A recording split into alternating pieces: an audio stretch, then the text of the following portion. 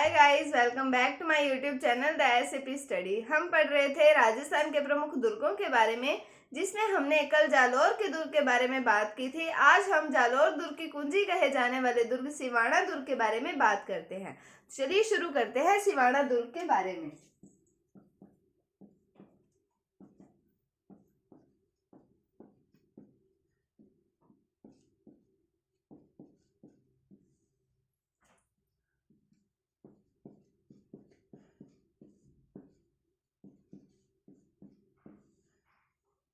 तो सिवाना दुर्ग के बारे में जब मैंने आपको जालौर के चौहान पढ़ाए थे, उसमें भी सिवाना दुर्ग के बारे में मैंने आपको थोड़ी बहुत बातें बताई थी कि ये कैसा है, कहाँ पर है, कौन सी पहाड़ी पर बना हुआ है। इन सब के बारे में मैंने आपको बताया था। अगर आपने जालौर के चौहान वाली वीडियो नहीं देखी है तो आप वो जाकर चेकआउट करें। वो देखने के बाद आपको इससे बहुत ही रिलेटेबल मैटर जो है वो मिलेगा। तो सिवाना दुर्ग की बात करें तो इसके प्राचीन नाम आता है एक कुमथाना दुर्ग। प्राचीन नाम क्या है सिवाना दुर्ग का? कुमथाना दुर्ग। उसके बाद हम बात करें कि ये दुर्ग स्थित है वर्तमान बाड़मेर में। तो ये दुर्ग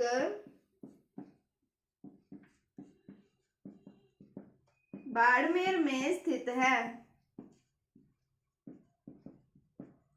और हम बात करें कि ये कौन सी पहाड़ी पर बना हुआ है, तो यह दुर्ग हल्देश्वर की पहाड़ी पर बना हुआ है। यह दुर्ग हल्देश्वर की पहाड़ी पर बना हुआ है।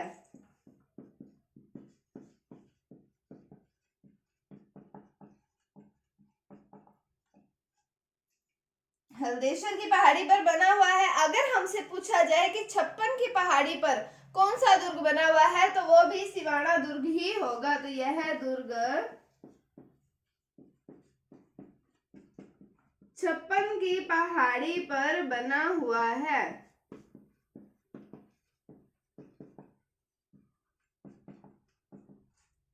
तो छप्पन की पहाड़ी पर भी कौन सा दुर्ग है? वो है सिवाना दुर्ग। और हल्देश्वर पहाड़ी पर कौन सा दुर्ग बना हुआ है? तो वो भी है सिवाना दुर्ग। तो हम बात करें कि अब ये कौन सी श्रेणी का दुर्ग हुआ, तो ये गिरी श्रेणी और वन श्रेणी का दुर्ग है।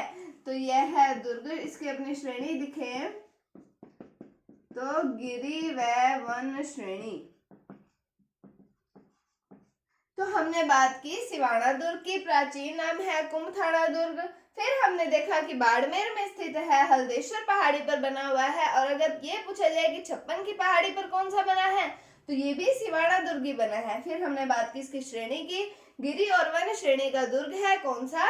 सिवाना दुर्ग। अब हम बात करते हैं इसके निर्माण की।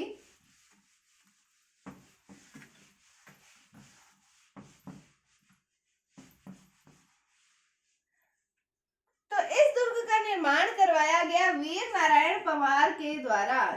इस दुर्ग का निर्माण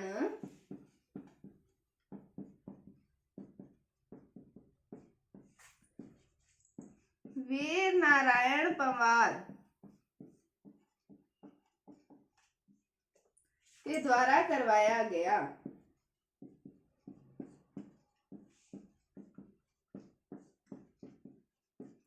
अब हम बात करें कि इसे कुम्मट दुर्ग भी कहा जाता है। क्यों कहा जाता है? कि कुम्मट झाड़ी की अधिकता होने के कारण इसे कुम्मट दुर्ग भी कहा जाता है। कुम्मट झाड़ी की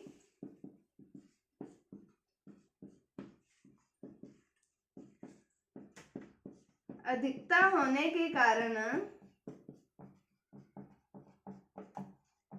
इसे कुम्मट दुर्ग भी कहा जाता है।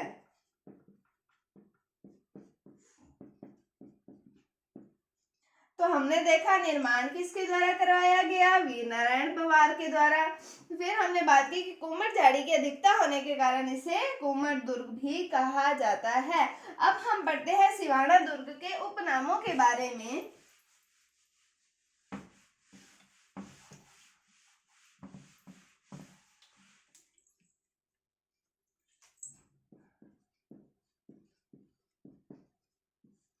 तो उपनामों में पहला आता है खेराबाद।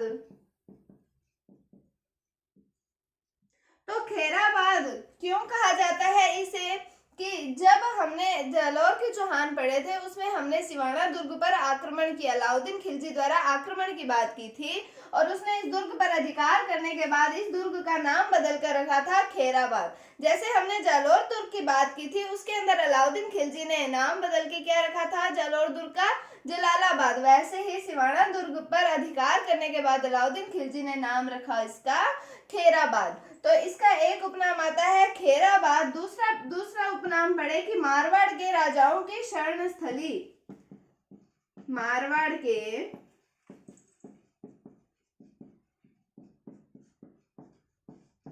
राजाओं की शरण स्थली।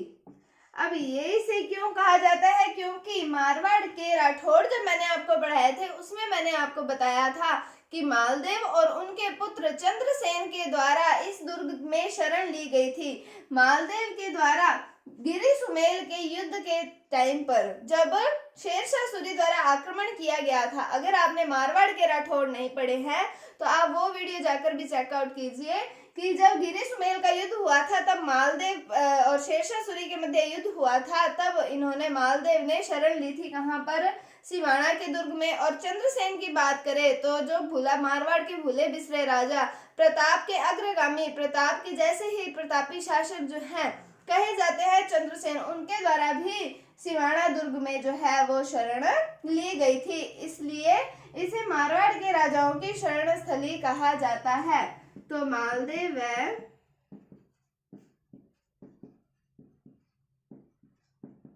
चंद्रसेन ने इस दुर्ग में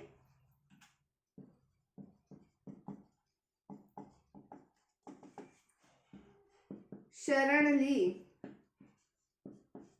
और जब मैंने आपको पढ़ाना ये स्टार्ट किया है सिवाना दुर्ग, तो मैंने आपको बताया कि इसे जालौर दुर्ग की कुंजी कहा जाता है। तो इसका तीसरा उपनाम हो गया जालौर दुर्ग की कुंजी।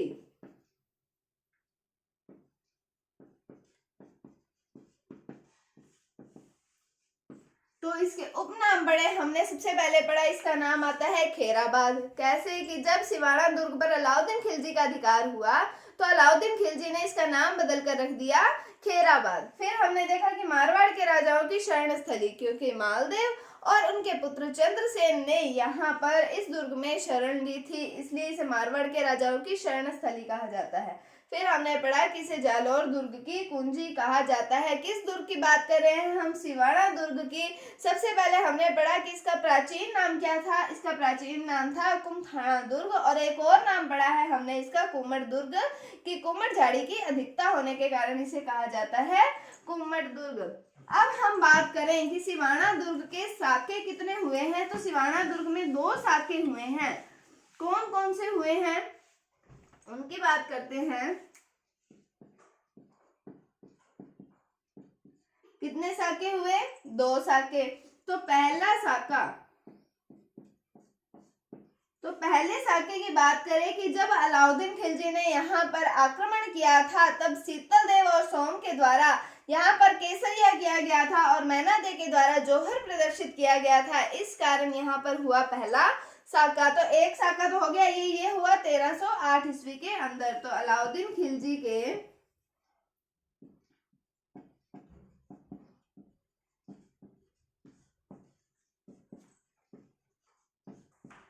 आक्रमण के समय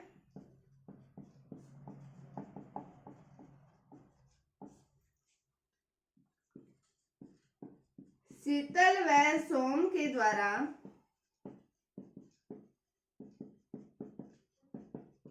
केसरिया व मैना दे के द्वारा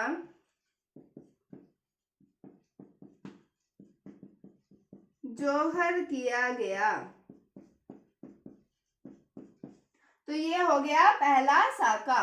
तो फिर हम बात करें दूसरे साके की, तो दूसरा साका होता है जब अकबर ने आक्रमण किया था और मोटा राजा उदय सिंह के समय, तब वीर कला रायबलोत के द्वारा किया गया था केसरिया और हाड़ी रानी के द्वारा किया गया था जौहर। तो अकबर के आक्रमण के समय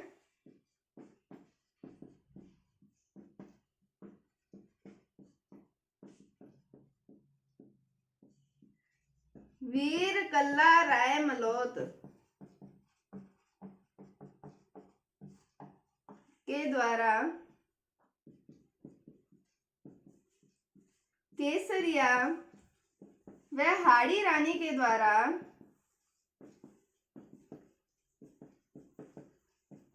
जौहर किया गया। कब की बात है ये? मोटा राजा उदय सिंह के समय की बात आती है।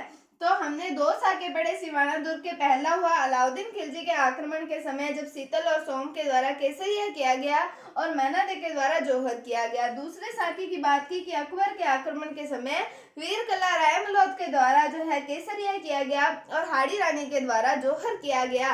तो जब जौहर और केसरिया दोनों एक साथ होते हैं तो उसे क्या कहा जाता है? साका। यदि इन दोनों में से एक हो तो उसे क्या कहा जाता है? अर्ध साका। तो ये थी सिवाना दुर्ग के साकों की बात। उसके बाद में हम बात करें कि इस दुर्ग में वीर कल्ला रायमलोद का थड़ा स्थित है।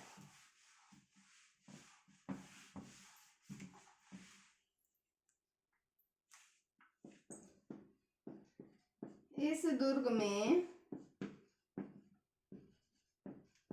वीर कल्ला रायमलोद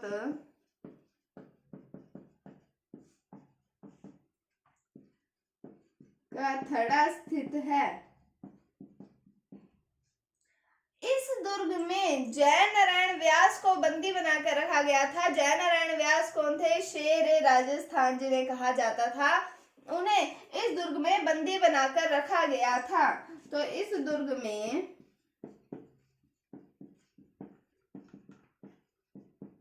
शेर राजस्थान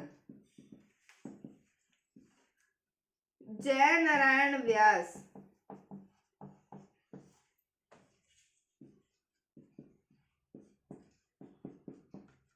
को बंदी बनाकर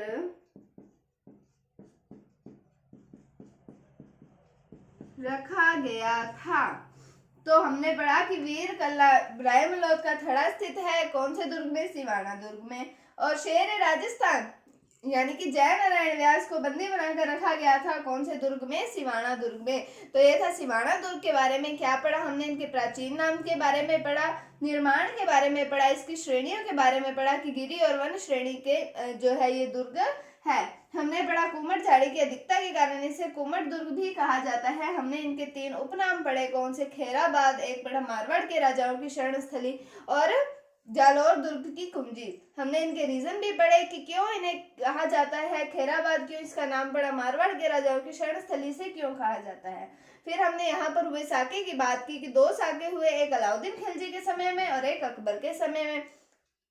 तो अलाउद्दीन खिलजी के समय में शीतल और सोम के द्वारा केसरिया किया गया और मैनादे के द्वारा जो है वो जौहर किया गया। और दूसरे साके के समय यानी कि अकबर के समय पर जो साका हुआ था उसमें वीर कल्ला रायमलोद के नेतृत्व में किया गया केसरिया और हाड़ी रानी के नेतृत्व में किया गया जौहर। फिर हमने पढ़ा कि इस दुर्ग में वीर कल्ला रायमलोद का थड़ा जो है वो स्थित है और शेर राजस्थान जयनारायण व्यास को बंदी बनाकर रखा गया था कौन से दुर्ग में? सिवाना दुर्ग में। उम्मीद है आपको टॉपिक समझ आया होगा। अगर आपको इसमें कोई डाउट है तो आप कमेंट सेक्शन में पूछ सकते हैं। अगर आपको वीडियो थोड़ी सी भी अच्छी लगी है तो इसे लाइक कीजिए, शेयर कीजिए, चैनल पर नए हैं तो इसे सब्सक्राइब जरूर कीजिए। Thank you, thanks for watching, bye bye.